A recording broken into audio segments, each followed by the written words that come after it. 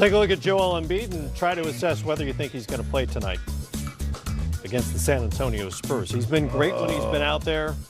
20 or more points in 16 straight games. Pretty spectacular against the Rockets the other day. 20 times, 30 and 10 this season for Embiid. So, Ben Simmons is going to play saying tonight. He's pretty good. I'm saying he's really good. He's just unsure tonight about his availability.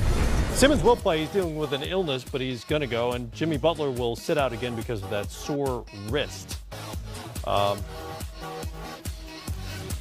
They take on the San Antonio Spurs, who come in having lost 3 of their last 5. They blew out the Sixers in their first meeting back in San Antonio. What a little more than halfway through the season, what have you seen about the Sixers that you like? What questions would you still like answered?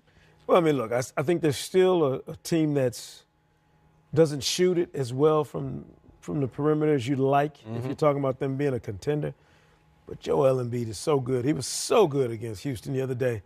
If you could take a player and ride him in his game through the playoffs, they've got one of the handful of guys to me in the league that if Embiid gets in that bag and really starts playing at a high level in the postseason, I don't know how you'd stop him. I don't know what another team would do to take him away completely to prevent him from being effective. No doubt about it, other than go look at the blueprint that the Boston Celtics put forth last year. Like, what gets lost in all of this sometimes is because these young, incredibly talented players show us their ceiling, we forget how important experience is in the postseason. Sure. And when you play in a regular season, I don't game plan. We just kind of talk about what we want to try and do against you, but we don't drill it. We don't have tendencies. We don't have a book on you, and we're not on the same schedule. When you get in the postseason now, I get an opportunity. I remember playing for Pat Riley my rookie year. After the season, we're getting ready for the playoffs, and the assistant coach brought me a book. And I was like, damn, I didn't know what it was a book of every player, every play they ran that season, every play. So everything they had ever done on that court. So you knew every tendency. Right. You knew what they'd go to when things got tight. You knew the plays they were going to run. And so that's why I always say in the postseason, that's why you need great players in the postseason, because great players can score against great defense consistently. And great talents can score, but they need the experience. Now, last year will help him and Ben Simmons because, it showed them as much as we thought and were ready to anoint, they weren't quite ready. No, end of the game execution was terrible. It was not very good. And also couldn't get loose the way they needed. And the pressure of the moment. That's when they had more shooters. Yeah, and it was also the pressure of the moment. Because what happens is they'd never been in those situations before, ever. Right. They'd never, in their careers, they'd never been in situations where they felt a little unsure, where they weren't, comfortable with who they were as a player at that level, because they'd never had anybody be able to make them do things they didn't want to do. And so that's why that postseason, that experience will help them. But their growth, I think, is coming. The question for me, big picture, is, okay, is the depth going to be there? Because as good as those guys are, you're still going to have guys coming off your bench that can give you quality minutes, that can make big plays. And that's where those veteran guys. Last year, to Seku's point, they had a better overall roster, even though this one has more top-level talent than they did. To have the Bellinellis and guys like that, and Ilyasova. And who they got for nothing. Yeah, those veteran guys that you can trust in big moments to make plays. Not having those guys is a concern. They'll see Bellinelli tonight for San Antonio. By the way, Joel Embiid will play, we are now told. Oh, good. For the 76ers. I got my league pass already set up. Because the end of the game execution was a serious issue for them against the Celtics. How much of a difference will Butler make in that he's likely to have the ball in his hands a lot in those late game situations? It will make it. And listen, in all fairness, Brett Brown's got to take some responsibility too. I remember you and I were working during the regular season last year, and we had a couple times in the game situations where I didn't know what the hell they had tried to draw up and run. It was so, as much as we want to put it on the players, Brett Brown and his staff have to take some responsibility. I don't think they handle in the games. That Celtic game where his team was imploding in the second quarter last year in the postseason, in the game they were up big, he didn't call a timeout. He just basically let it go, and they ended up losing that game in the second quarter, if I'm not mistaken. And again, he's got to be able to help that young group with his ability to give them stuff that they feel confident in when they have to go out and execute. Let me interrupt for just a second because Victor Oladipo apparently has said, there are only 15 teams in each conference, right? Yeah. I thought that was rhetorical. Check the standings. That's really for everybody. The Grizzlies are 14 in the Western Conference. That's not great. At 19-28, so they're getting a head start on the trade season. Reports confirmed today, in fact, that both Mike Conley and Marc Gasol are now available for trade. Here's their reaction this morning at shoot-around. It's where we're at, I guess. It's part of the business. It's not like we've been traded yet or anything like that. It's part of it, and we knew with the way things have been going the last few weeks that anything can happen. That's not going to change, is it? That's not going to change to me. So, my relationship with the Grizzlies might change, but my relationship with Memphis won't. Now for more, let's bring in David Cobb, who covers the Grizzlies for the Memphis Commercial Appeal. And David, this story isn't the only thing heating up there. Apparently there was a fire in the team locker room this afternoon.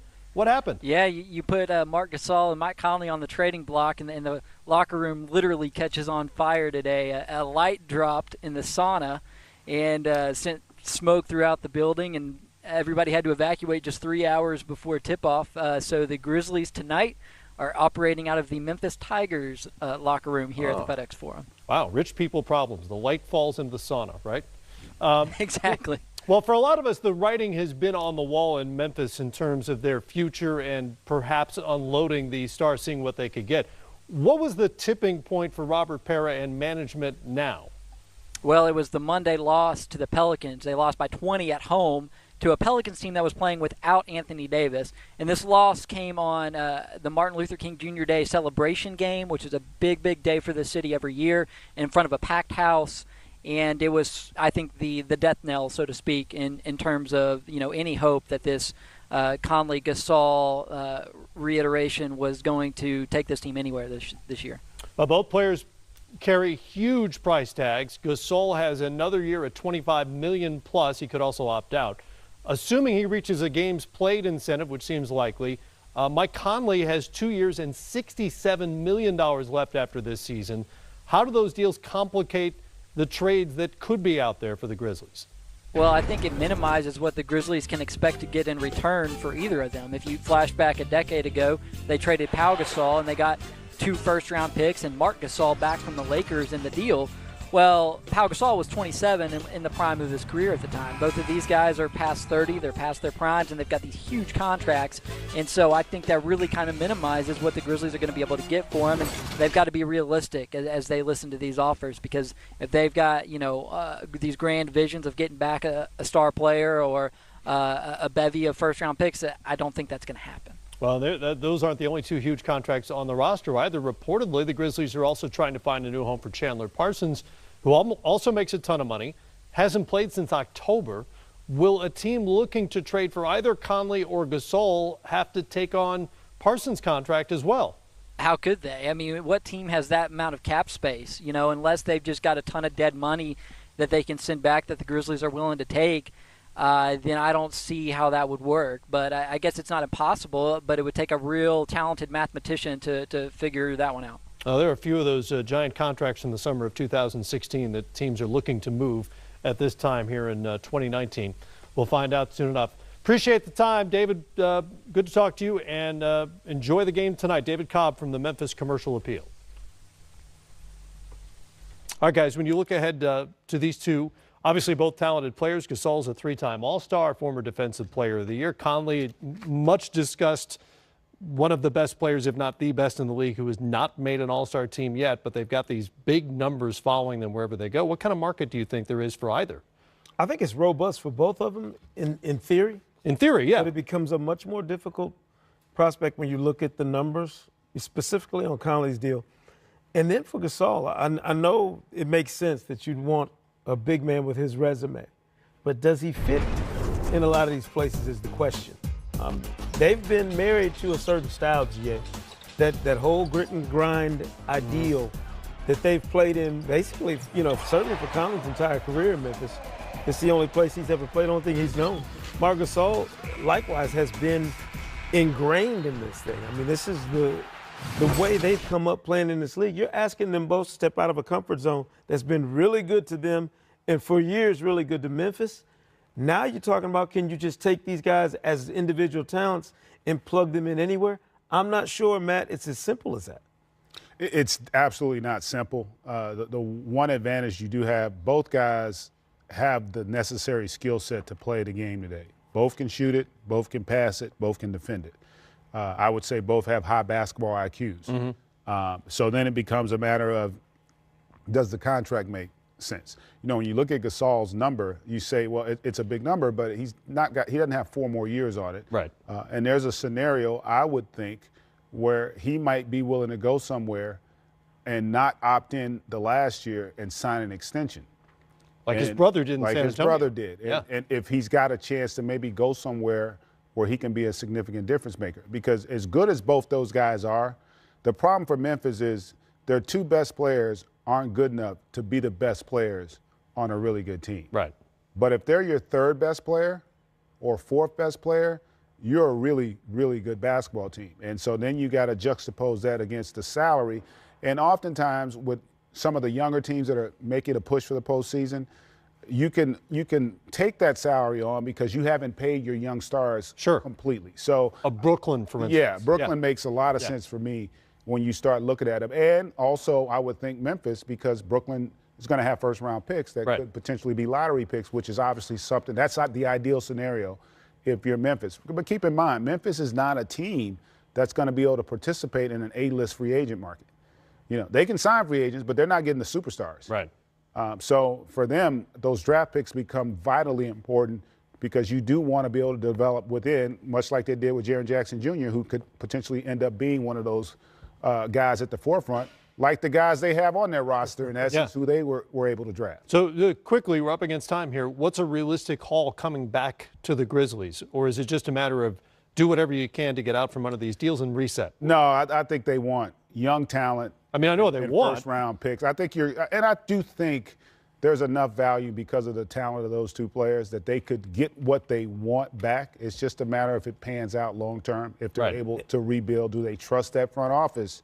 Because they probably should have done this about a year and a half. Much sooner than this. And do you get one of them moved and not the other? That's that's going to be the difficult part. Right. When's the last time a team was able to move 2 veteran contracts like this at the same deadline? Agree with Parsons. And then if you think Parsons is going to be a part of that as well, that's a whole lot of moving to do between now and the trade. I don't see a scenario. 3 guys who make $25 million and up. Yeah, I don't see a scenario where you're going to move all 3. Yeah.